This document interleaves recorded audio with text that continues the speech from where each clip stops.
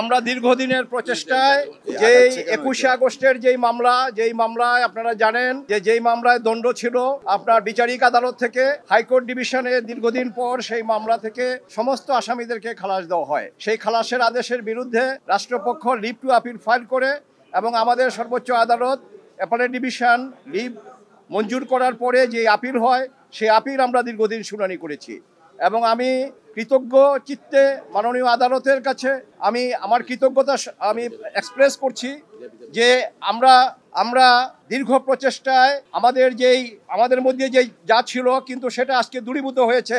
আমি বলবো আল্লাহ রাব্বুল আলামিনের কাছে শুকরিয়া এবং আজকে আপিল সরকার রাষ্ট্র কর্তৃক আনিত সমস্ত আপিল এবং যে সমস্ত পিটিশন ছিল সবগুলো ডিসমিস হয়েছে, অর্থাৎ হাইকোর্ট বিভাগের যেই রায় খালাসের যে রায় সেটা বহাল আছে।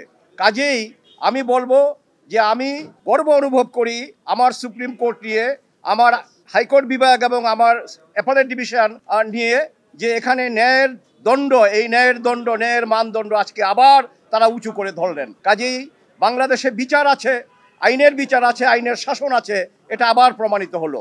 আর এই মামলা সঠিকভাবে তদন্ত করে নাই বলে হাইকোর্ট বিভাগ যে অবজারভেশন দিয়েছিল নতুন করে আবার পুনঃতদন্তের, সেটা আজকে আমরা শর্ট অর্ডারে মাননীয় প্রধান বিচারপতি মহোদয় যেটা পরে শুনালেন, আমরা যেটুকু অনুধাবন করতে পেরেছি যে এটা রাষ্ট্রের কাজ, এটা বিচার বিভাগের কাজ না, ঠিকই, কারণ এটুকু এক্সপান্স করা হয়েছে।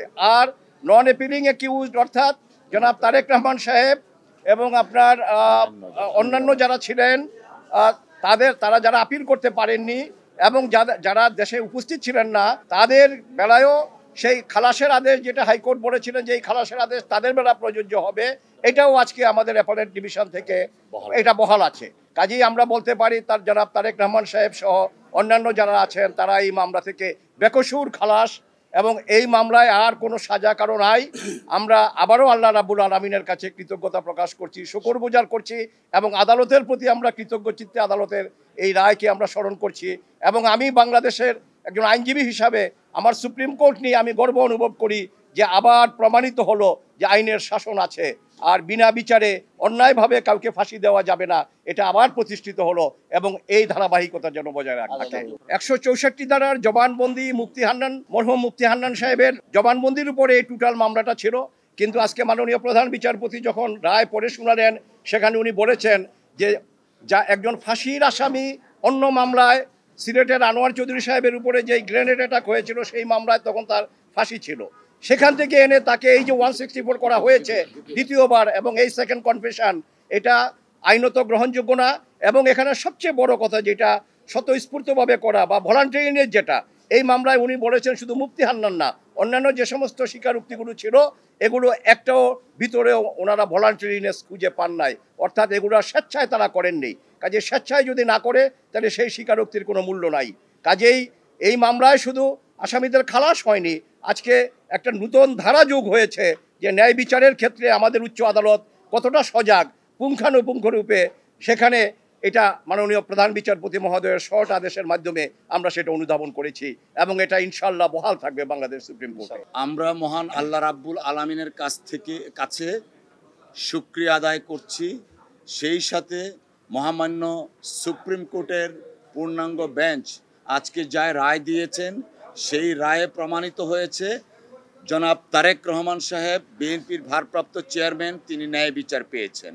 আপনারা জানেন এই মামলাটা অত্যন্ত একটা হিনিয়াস ক্রাইম ছিল, কিন্তু শেখ হাসিনা ওয়াজেদ তার রাজনৈতিক উদ্দেশ্যে ব্যক্তিগত জিঘাংসা থেকে জনাব তারেক রহমান সাহেবকে অন্যায়ভাবে এই মামলায় অন্তর্ভুক্ত করেছিলেন।